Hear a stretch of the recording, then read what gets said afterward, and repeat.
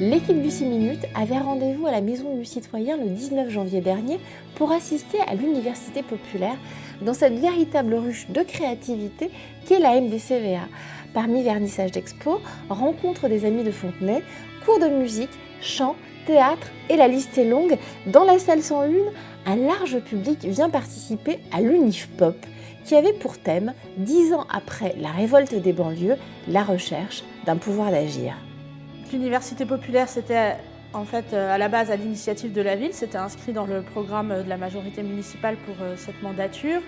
Et la ville a envoyé un courrier assez largement proposant en fait aux gens qui le souhaitaient de s'associer à un certain nombre de chantiers participatifs. Il y a un conseil d'orientation qui est constitué à la fois de citoyens et d'élus de la ville.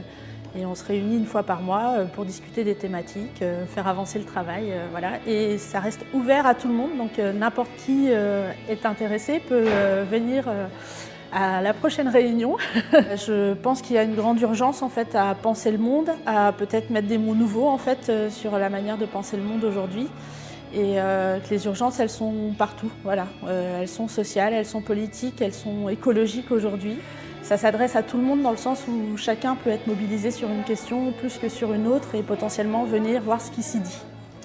Et c'est aussi comment les citoyens s'emparent de questions dont ils peuvent se sentir à plein d'endroits dépossédés pour en refaire une force vitale et une force d'action et reprendre aussi la parole sur certains sujets.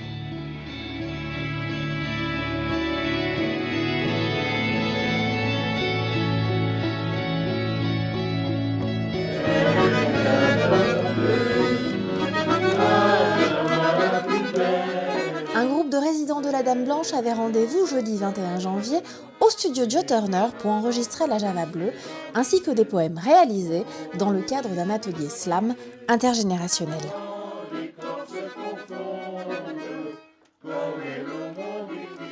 J'ai souhaité leur faire découvrir le slam parce que c'est quelque chose qui est d'actualité. Voilà, ce sont des beaux textes, les beaux mots. Moi, je prône voilà, la langue française.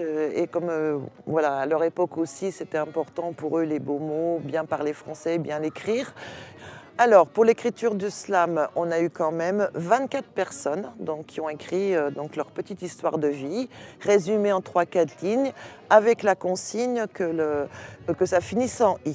Oui, tout le groupe, des fois, se mettait par 4 chacun, et puis on essayait de trouver. Et ben, à 4, ça allait, quoi. Chacun disait son petit mot. Ben oui, on mettait ça sur un papier.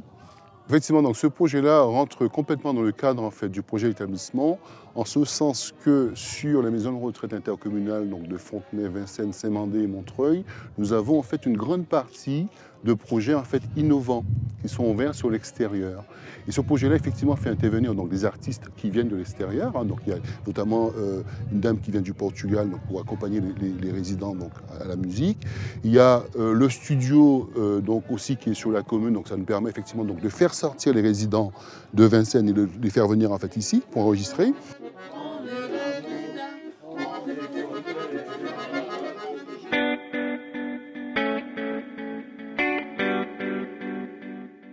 Le temps du déjeuner est un moment essentiel dans la vie de l'enfant. C'est la raison pour laquelle à Fontenay, les agents du service public se mobilisent toute l'année scolaire pour offrir aux élèves le meilleur encadrement et participer à leur développement. Nous accueillons 100 à 110 enfants en restauration maternelle et jusqu'à 140 à 150 enfants en restauration élémentaire. Les 9 agents de l'école Pierre Demont vont assurer l'accueil du matin, le petit déjeuner, la mise en place du couvert, le déjeuner des enfants, le nettoyage des locaux, tous locaux confondus, restauration, circulation, sanitaire, classe.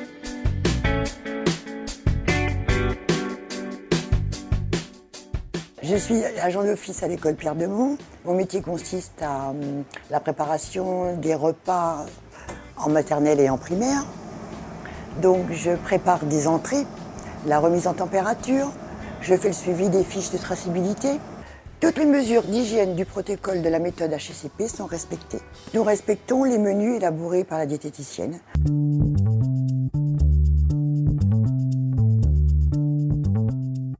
Avant, j'étais animatrice, j'ai travaillé auprès des enfants et j'ai eu un diplôme garde d'enfants et j'ai mes enfants et j'aime bien travailler auprès des enfants. Je suis heureuse de travailler avec les enfants. J'ai un lien avec les enfants. Des fois, il me fait des petits dessins, il me fait un petit bisou et ça m'arrange très bien. Il faut anticiper, à l'écoute des enfants. Écoute qu'est-ce que les enfants ils disent, qu'est-ce qu'ils ont besoin. Pendant qu'ils mangent, on est en contact avec eux, on parle avec eux. Des fois, ils nous disent qu'ils veulent une serviette, ils veulent changer les verres. Tout ça, c'est une communication avec les enfants, c'est un lien avec les enfants. Ce qui donne sens à nos missions du service public lorsqu'on arrive le matin, c'est d'aider à contribuer à l'autonomie de l'enfant, au développement de l'enfant.